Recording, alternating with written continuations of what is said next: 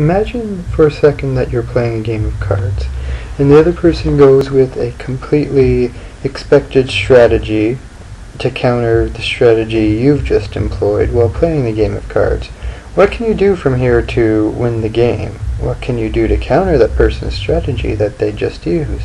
What's going to lose you the game if you don't play properly?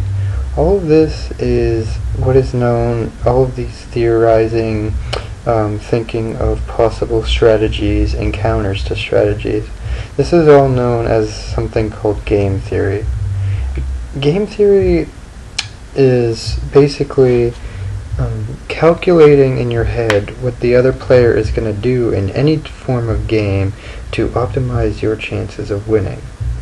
Now, nobody can say at least in my opinion, I don't think that anyone can actually say for sure where game theory came from in history or where it started, because as far, I'm no expert on game theory obviously, but as far as I can tell, that game theory has always been employed, it's always been in place, because if you think about it, how can something like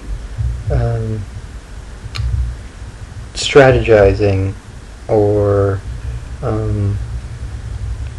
just thinking, calculating as many details as you can to optimize your chances of success. Where did that start in history? I could tell you where it started. Day one of life on Earth. Not even from humans, but animals employ game theory in their day-to-day activities as too. It's as simple as hunting. What can you do, or what can the hunter do to ensure success? What can the prey do to ensure that his life? It's all about calculations, and even an animal can make these simple calculations. So I don't think that there's any particular place in history where it started, because it's always been in place. Now, I think that game theory is very important for game designers, and it's going to be very important for me in my career, because it's everywhere. And I would say most of definitions on the web and what experts would tell you is that game theory revolves around two people playing a game, and that you have to calculate what the other player is going to do. Now, player suggests that there's another human person playing the game with you. I don't think that needs to be the case, but before I get into that too much, I'd like to just go into a bit further of what game theory actually is, for those of you who may be confused listening to this, not knowing what it is. And I saw a very good example, and it's what's commonly used to describe game theory, and it's called the prisoner's dilemma. And what the prisoner's dilemma is a normal, well, not normal, but it's a scenario where two prisoners go to jail. They have no time to see each other. They don't have any time to talk or plan something out. They're already in jail, and they didn't plan anything out beforehand. Now, and they have no way of communicating with each other. They both go in for interrogation at different times, still not seeing each other. Now, this is a good example of game theory, is that, think about it like this. If prisoner 1 keeps quiet, then the possible, we're going to go with a term called payouts for this specific scenario. If prisoner 1 doesn't say anything, they get a payout of 10. 10 at the highest being 15. So payout of 10 is pretty good. If he just sits tight and does nothing, he gets a payout of 10. Same with prisoner 2. If he just sits tight and says nothing, they both get a payout of 10. That's good. That's good. Now, if prisoner 2 decides to rat out prisoner 1, then he gets a payout of 15, and because prisoner 1 didn't confess and he just sat there, hung tight, and waited for prisoner 2 to make his move, he gets nothing because prisoner 2 ratted him out because prisoner 1 didn't confess and he just didn't talk. Now if prisoner 1 rats out prisoner 2 and prisoner 2 says nothing, then prisoner 1 gets a payout of 15, and prisoner 2 gets 0. But if they both confess, they each get a payout of 5, and if they're looking out for each other, that's what they're going to do. They're both going to confess, and they'll each get a payout of 5, probably let out earlier. I don't know, for cooperation. I don't really know how that works in terms of the legal system, but that's what the example says, and I think it's a good example. And basically, it's determining what the other person is going to do to optimize your best chances for the most successful scenario that you can possibly get. So it says if prisoner 1 says nothing, then your best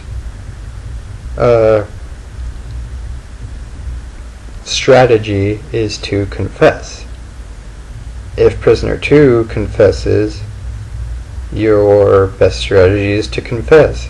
And now, because it works out like that, because you can't really tell if prisoner 2 is going to confess or not, you don't know. So either way, your prisoner 1's best strategy is to confess, because it will lead him to the best outcome for either scenarios. This is called a dominant strategy because it works out.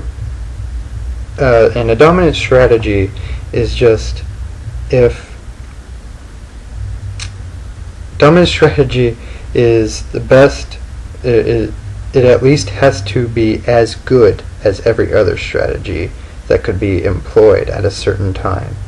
It has to be at least as good as them, and it has to be better than one or more of those strategies. Now that I've explained to you kind of what game theory is, I want to relate it to games, and I'm going to do that is RTS games, real-time strategy games, or even player versus player games like League of Legends, or I'm going to go with Final Fantasy VII in this scenario, because Final Fantasy VII, it requires you to it requires you to make an action, and then the other player makes an action. I think this is, or your opponent makes an action. I think this is a very good scenario for describing game theory or relating it to games, because you can see, because your opponent is going to do something to you, and you have to think of what is going to be the best option for success. So if your opponent does as much damage as possible, or does something that gets you to very, very low health, then you are going to either see if you can finish him off quickly, or if you can't, you're going to want to heal yourself. So it goes with option A or option B. If option A is not going to work, your mind will calculate that, and automatically you're going to go with option B.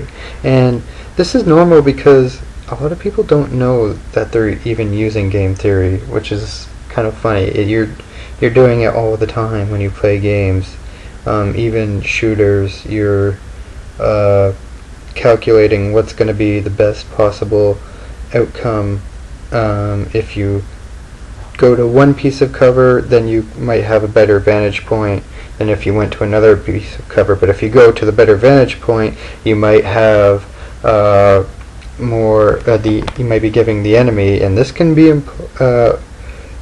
related back to player versus player, so 2 players in the game. This can be related to that because of the multiplayer. If you go for the cover with better vantage point, it might be that you have a better chance of being killed along the way because of there's less cover in between better vantage point and the cover you're currently at. So it might just be a better option to go with it might be a better idea to go with the option that provides you with less cover than that provides you with a worse vantage point than the one over here, because it might be closer and that way you won't get killed along the way.